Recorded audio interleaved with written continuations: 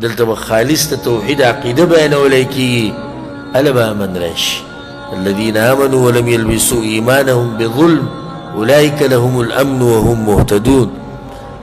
چې څوک چا کې د الله توحیدي او د توحید د شرک سره نه ګډوډ کړی الله وایي زه ول امن ورکوم د الله ګرنټي ده او د الله خبره ګورې داسې نه دی چې ویې کړه او خبره ختمه شوه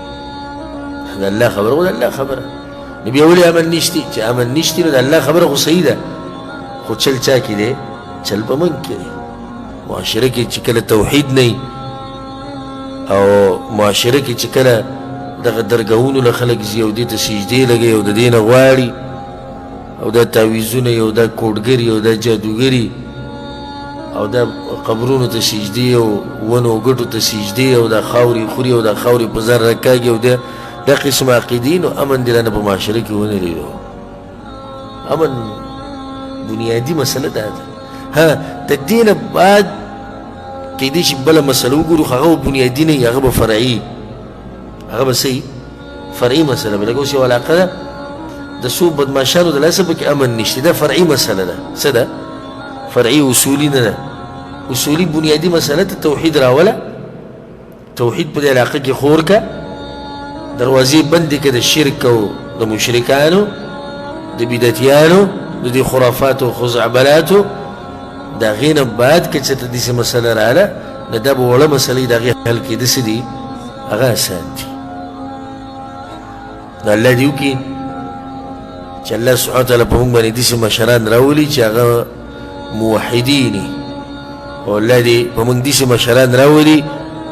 چې هغه زمونږ خیرخواهي او الله سبحانه وتعالی داسې مشران راولي په موږ باندې چې هغوی د دې ملک هم خیرخواهي او الله سبحانه وتعالی په موږ باندې ظالمان نه مسلط کوي او الله سبحانه وتعالی د مسلمانانو ملکونو ټولو حفاظت وکړي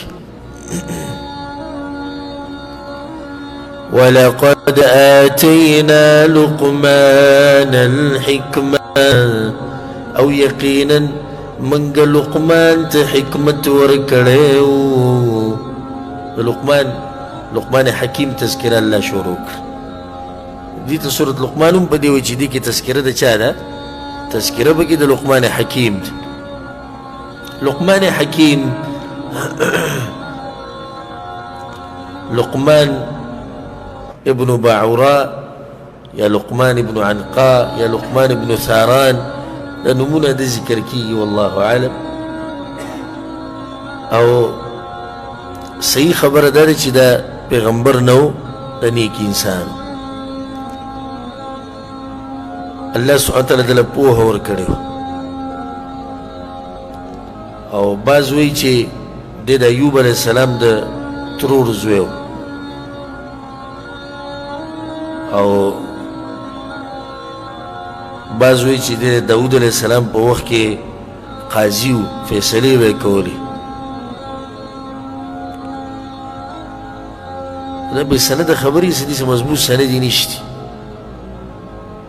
لقمان حکیم د داود علیه السلام په زمانه کې قاضي و الله وله حکمت ورکړه او دی د سوډان د علاقې و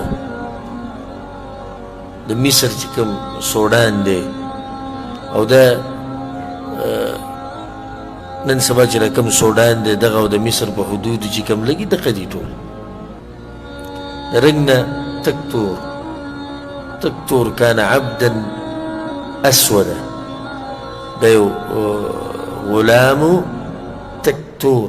غلیظ الشفتین سمې غټې شونډې او غټه پوزه او د باډۍ نه هم چیت نو ښکلی انسان نه و داسې ښایست ول الله نه و ورکړی او ښایسته کړی و د علم په نور باندې او دغه شان امام عطا رحمه الله امام عطا د امام ابو حنیفه رحمه الله استاذ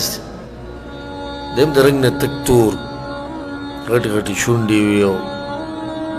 ګوډوم و بلکل ښایسته انسان نه نو مور یې ورته یوه ورځ نصیحت وکړي چې زوی علم وکړه د عیبونه به یې ټول پټ شي هغه علم هغه وکړو الله ته یو غټ انسان جوړ کړو عبدالله بن عباس رضی الله عنهما نه هغه علم کړی بیا به دې مکه کې ناست و حرم کې به درسونه کول د بادشاهان به راتلو خبره به شروع کړه او هغه به درس کو نه هغه به ترې لږ صبر وکړي کښېناستې بیا به خبرې وکړو زه درس کوم دا ټیم دغه انسان و چې بدرنګ او کمزوري نسب وه خو الله د علم د لاسه داسې مرتبه وله ورکړه چې بادشاهان به هم بیا انتظار کوو ده ته څوک دې ته نه ګوري چې د دې علم پوزه غټه ده که وړه ده د ده ښایست دي که نشته د علم د لاسه ورسره دومره محبت شروع کړي چې دغه هر څه ته څه شي هغه ته هېر شي او چې علم د سره نه نو خلک به دله یوې پورزې ته ګوري پلانې مړه داسې دی رنګ یې داسې دی باډۍ نه داسې دی داسې لکه بیا څوک دینی محبت نه علاوه بل محبت ته چا سره کوي نو هغه به د حسن د لاسه کوي د سړی به ښایسته او یا به د مال د لاسه کوي یا به یې نسب زوروري د هغې د لاسه به کوي یا به له بل څه زور الله ورکړی بس دغه به خو که دغه لیدې لر کړو نو محبت څه شو ختم شو خو د عالم سره محبت دی نه ختمي ښه یو عالم په ځوانۍ کې بیا هم ښایسته او چې څومره د عمر ډېرېږي نو جسم خو کمزوری کېږي که نه ویښته سپین شي سرمن کمزوري شي سبحان الله څومره چې دی کمزوری کېږي دومره ورسره د خلکو محبت ډېرېږي دا صرف په علم کې دا کمال دی بس او ځکه دا خبر علما کوي چې علما دا بچیان دي او بچی دوی سي دي چې بچا باندې په زور نه ده منلې لکه ځینې ملکونه د بچیان په زور په خلکو بچایي مني ته په یو ملک کې خبره نشي کولی د باچا خلاف ولې نشي کولی زورور دی جیل ته دی اچي ښه داسې به وي چې باچا صاحب به یې خوښي کېدای شي داسې لکه دې د لاسه به خبره نه کړي چې خوښ به خو داسې به کې وشتي چې د باچا صاحب سره نه لګي